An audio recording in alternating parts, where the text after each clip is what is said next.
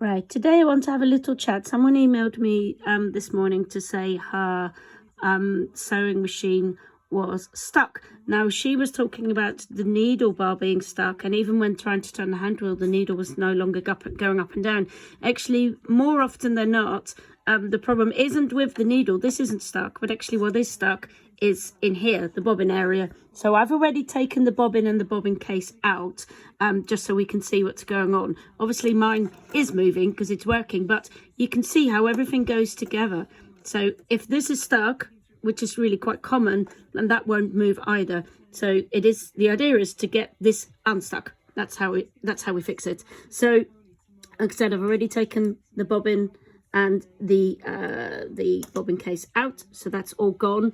Now if you have a front loading bobbin like this, which is, you know, almost all vintage sewing machines, and certainly quite a lot of modern sewing machines as well, these are really easy systems to take apart and fix as well. You can get to everything quite easily, and they're really nice and sturdy because it's all made out of metal, so you can't even accidentally break anything. Now it's very easy for things to get stuck in here. Either you might have had a broken needle, or you might have had a big thread jam and you think you've removed everything, but it's amazing what you can find in here when you have a good old rummage. I have found spiders' webs.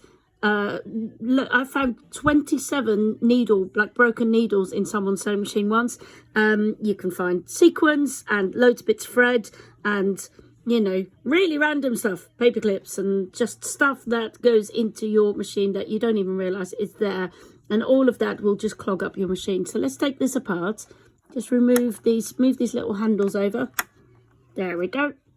Now this comes out, oh, there you go, in two bits. So little half moony shape goes over there, another bit goes over there. So now we can see inside here. Now like I said, mine is obviously moving, but mine isn't actually terribly clean, but it's not so bad that it doesn't move anymore. So you might need to get you know, a sharp skinny screwdriver to dislodge things that are stuck in there, or some thin skinny tweezers, or just nimble little fingers, or an old paintbrush, or whatever it takes to get in there. Knitting needles, anything you can find really. Let's have a look.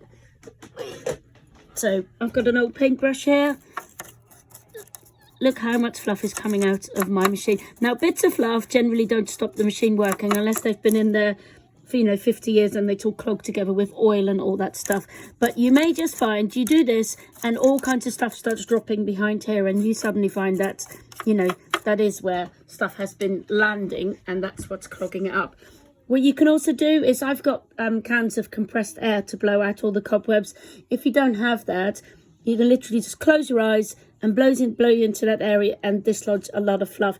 If you are, whilst you are at it, you can also take the screws out of your stitch plate, take that off and give that a bit of a good scrub as well. There's often bits of fluff stuck in the feed dogs, you know, the things that move there.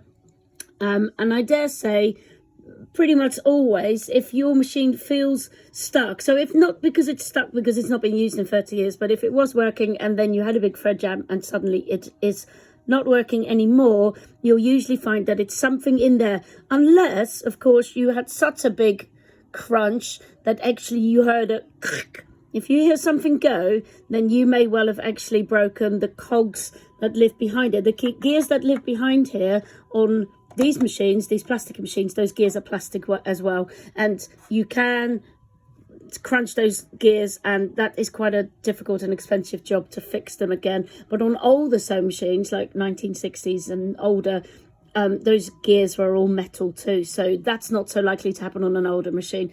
I'm just going to show you how to put it all back together again. So this is the bit that goes in first. You can see it's a nice half moon shape. I always hold it in the middle by the spindle.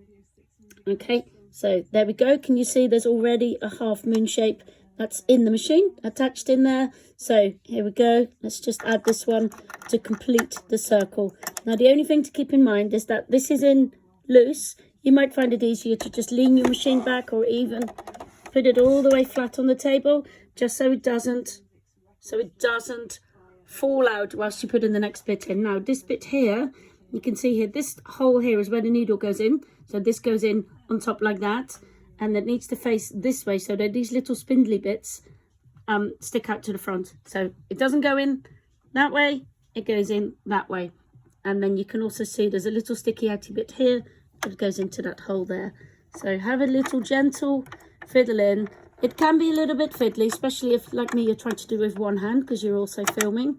Not so good. There you go. Once it's all in, make sure you put your handles across, your catchers across again, and Bob's your uncle. So you can, if you want to, well, on older machines you kind of have to oil them, but even on modern machines they will be a little bit grateful if you just put a drop of oil in that mechanism there, and maybe even if you've got the stitch plate off behind there. They don't desperately need it, but they won't mind it, if that makes sense. Just one drop is plenty, not any more than that. Of course, if that hasn't worked and your machine is still stuck, then by all means give me a call or drop me an email. Thank you.